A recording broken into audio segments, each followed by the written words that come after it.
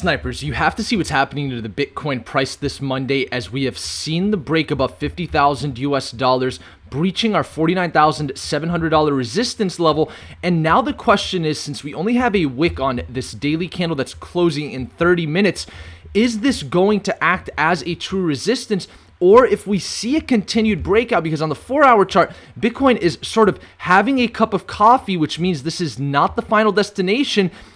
Are we going to see a break to 58,000 US dollars, which is the next upside target for Bitcoin above 49,700? Of course, we need to start maintaining price action above 49,700 to assume that break. This is a 16% range, and the largest range that we've broken through previous to this was when we got above this 200-day moving average from 44,800 to 49,700. It's about 11% range. This was the largest range. It was a little bit, larger than this 38,000 to $41,950 range. And notice how when you break into a larger range, or at least so far, what we've seen with Bitcoin when it breaks a larger range is it goes to sort of the midpoint of the range, and then it starts to see a pushback, have a cup of coffee, come back, test the range support before breaking to the next level. So this is what I want you to pay attention to.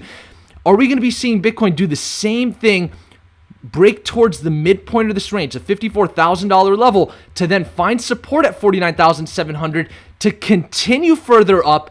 That's certainly on the table for the bulls. But I also want to address what's happening here for the bears, because on the 4-hour chart, since we're looking at the daily chart with a wick above 49,700, but nothing more than that, we did have two full 4-hour candles close above 49,700. On the hourly chart, of course, we've got a lot more candles closing above this level. That's a great sign for the bulls. Volume hasn't necessarily picked up just yet. And so because we're sitting here at 49,700, the fact that Bitcoin is right now at 49,700 tells us that is the important level to watch. I want to talk about exactly how to play this range for Bitcoin. And then our expectations is that if Bitcoin sees any sort of downside, this time around, we may not necessarily see altcoins outperform Bitcoin, because the Ethereum to Bitcoin chart is back down towards the 65,000 Satoshi level.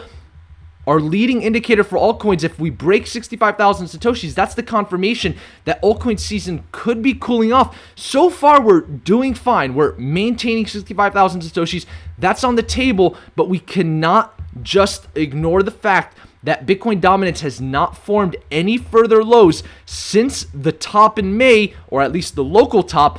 And because of that, there's still a potential here that this chart could correlate itself to the DXY as it has in the past, where it starts to move up if we see any downside. So I don't necessarily think Bitcoin dominance would move up if we continue further up for Bitcoin. I think altcoins will still see strength, because in order for Bitcoin dominance to come up, there has to be a reason for it. And the reason for this would be fear of altcoins seeing more downside than Bitcoin if we start trending down. And so I think this would be the only reason we'd see Bitcoin dominance start to come up.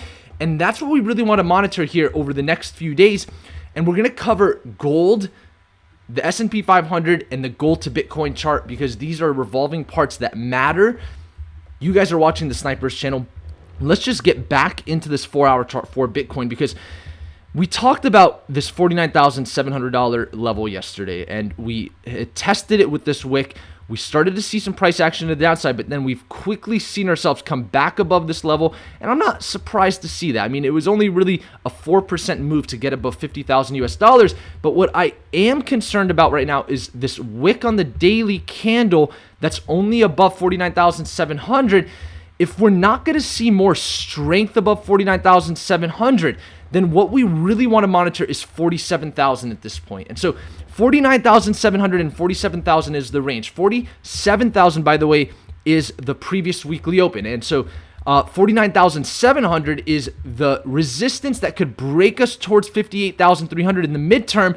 But like I said earlier in this video, what we've seen with Bitcoin is when we've broken through these large ranges, the largest one being 44,800 to 49,700, is when we come towards the midpoint of the channel is where we start to see a slowdown. And so if this scenario happens again for Bitcoin, what we could expect is that $54,000 level to come into the equation, and then a retest of 49,700 to then see whether or not we'll truly be able to hold this level. But so far, things are going good. Bitcoin is certainly trending up right now. And since we've yet to see downside, our prediction about Bitcoin dominance has yet to be tested. But we really want to monitor this because at any point in time, right now there's low volume. The path of least resistance when there's low volume is always sideways to a little bit higher. Isn't that a coincidence, right? And so we really want to monitor the volume as well, because since we've yet to see some strong volume from like institutional players, I guess you can say, that's going to be a puzzle piece when it does come to continue to monitor. But so far, as long as we stay above 49,700, we could assume some volatility to the upside for Bitcoin towards 54,000, and we know 58,000 is the next real target for the potential midterm. But 47,000 is the big support right now. If we break 47,000 at any point, that could start leading us towards lower levels. So that's what we're monitoring here for Bitcoin. When we go into Ethereum, we're looking at the Ethereum to Bitcoin chart to get this confirmation because it leads altcoins, and we are seeing weakness. Our prediction that this wasn't going to break out was true. It did come back down to test 65,000 Satoshis. We really want to monitor what's happening here, because if we continue further up above 70,000 Satoshis, then the scenario of Bitcoin dominance starting to trend back up and altcoins not seeing as much strength can come off the table, and we could potentially say that altcoins could continue to see strength. But if we break 65,000 Satoshis, that's our first area of concern. And then we want to monitor this Bitcoin dominance chart to see if that would cause Bitcoin dominance to get above 46%, which it's only at 44% right now. It's not going to be hard for that to happen. And that puts us above the 20-week moving average. And now we're back in a bullish trend. And now we can start saying, okay, there's a potential reversal. And that's when you're going to see all the, two-dimensional analysts start saying that there's a reversal here. But on our channel, we're 3- and 4-dimensional. And so we monitor all the revolving parts. And so I'm not going to be too concerned about others' dominance for now. We are above the 20-week moving average, but that doesn't mean much right now, at least, because this could just be a lower high that forms, or maybe a higher high. I mean, this would be a very interesting scenario to see if we see a higher high form, but we'll monitor that total cryptocurrency market cap chart at 2.12 trillion in the range of 2.25 trillion and 1.78 trillion. We've yet to form any further highs. We could just be forming a lower high or potentially a higher high at this point. So we'll continue to monitor this. And there's still that possibility we see continuation, right? I think if Bitcoin sees that strength above 49,700, that becomes more and more likely. And with Bitcoin not getting above 49,700, I don't expect Ethereum to get above 3450. I'll say that too. And so if we want Ethereum above 3450, I think we really need Bitcoin to get above 49,700, like with strength and decisiveness, not just, a daily candle wick. And so that's really what I'm monitoring for Ethereum.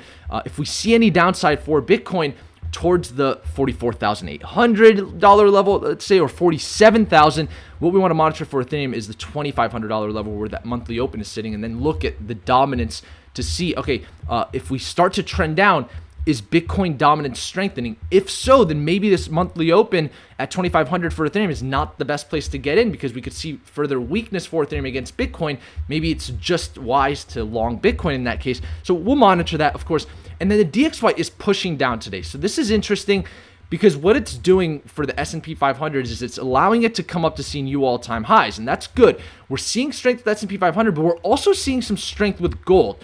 We cannot ignore gold right now.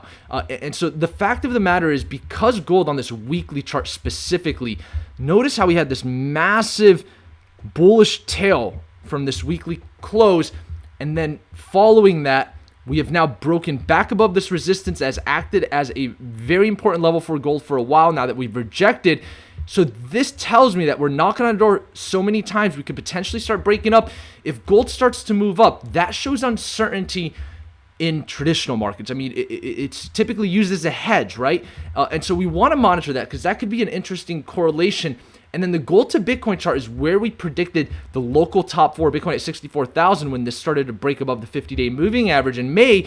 Now it's back down here below all moving averages. This is going to be very interesting to watch. If we break these lows here, for the gold to Bitcoin chart, that could be a very interesting scenario. We're certainly testing this 20-week moving average right now and really putting this chart on the edge of not seeing the complete reversal here. And so that could lead this to come further down, which would be very good for Bitcoin. So that's a very interesting food for thought, but that chart could change quickly depending on what happens to Bitcoin's price action. So I hope you enjoyed today's analysis. I appreciate each and every one of you snipers tuning into the channel. I want to give away one of my favorite books on value investing, Principles by Ray Dalio. I don't have it on me. So what I'll do is I'll actually give away Mastering Bitcoin. I haven't given away one of these books in a while, by Andreas Antonopoulos. You guys, if you watch his channel, he's such an amazing YouTuber. Tuan Ha says, great analysis, Naeem. You called it altcoin season not being over in May, and you were the only one on this BTCD call. Thank you. You want to book Tuan for having a comment on our video. All comments are legible. I'd love to hear your thoughts about our video in the comments below. And with that, thank you all for tuning in today. Tomorrow's Turnaround Tuesday, so let's be careful. This wick above 49,700 is not much to talk about, but if we start to see more decisive price action above it, then we can start talking about 54,000. With that, thank you all for tuning in today. Let's monitor that $47,000 support level. If we see any downside, that's the previous weekly open. It's going to be an interesting couple of days. And with that, thank you all for tuning into the Snipers channel. Until next time, snipers